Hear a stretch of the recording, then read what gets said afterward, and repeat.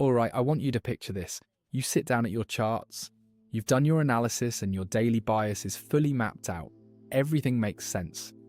You place the trade, confident because the setup looks perfect.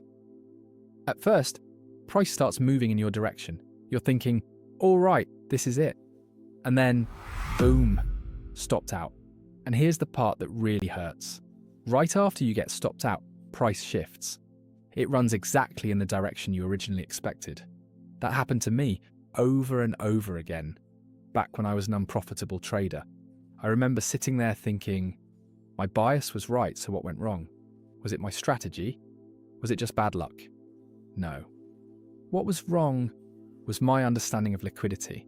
Today I'm going to show you what liquidity actually is, why price so often needs to take your stop before moving, and why traders get trapped even when they're right on direction. This is a foundation for building any real strategy. Liquidity, at its core, is just orders in the market, primarily stop-loss orders and pending orders. But before this really clicks, we need to understand how price actually moves. Price generally exists in three main states: an uptrend, a downtrend, and consolidation. Let's look at an uptrend. It forms when buying pressure consistently outweighs selling pressure, moving in waves, creating higher highs and higher lows.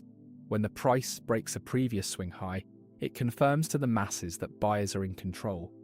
But pay attention to those higher lows. You need to understand that below these swing lows, there aren't just one or two traders. There are multiple teams all looking at the same chart. You have retail traders, trend-following algorithms, and mid-sized banks, all pushing the market to the upside. What do they all have in common? They all tuck their long stop losses right under those lows. This creates a massive concentration of money in one spot. This pocket of stop losses, that is liquidity. The market is magnetically drawn to the highest concentration of money. If the big players need heavy fuel to continue the move higher, they are going to seek out the liquidity resting below those higher lows. It's not just going to tap one, it's going to hunt all of it. Watch how price aggressively smashes through these lows, sweeping the entire board of buyer stop losses. Remember, a triggered long stop loss is a sell order. The big players use those forced sell orders to fill their own buy positions, absorbing all that volume before finally launching back to the upside. Now, flip the script for a downtrend. It's the exact same game, just in reverse. Selling pressure dominates, forming lower highs and lower lows. As the price drops, people jump in to sell the trend. But just like the uptrend, you have multiple teams stacking up here. Professional sellers, breakout bots, and retail traders are all clustering their short stop losses in the exact same spots, tucked right above the previous lower highs. Right there is where a massive concentration of money stands. In a downtrend, these stop losses are your buy-side liquidity.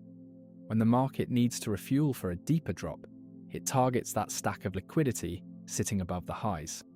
It won't just casually fall, it will often aggressively spike UP first, hunting those highs and wiping out the early sellers.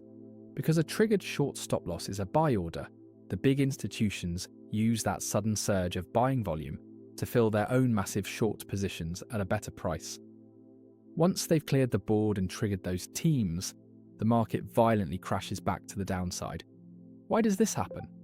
Because large market participants like banks and institutions can't just enter the market with one click like we can. They need liquidity. They need orders on the other side of their trades. So what does price do? It moves toward areas where stops are resting, pushing just far enough to trigger them. That move is called a liquidity sweep. Your stop gets hit. Those stop orders become fuel.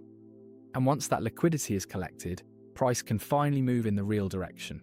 This is why traders can be right on direction, but wrong on execution. They place tight stops in predictable areas. Price sweeps those stops, and then the market moves without them. Once you understand this, those stop-outs that never made sense before, they finally start to click.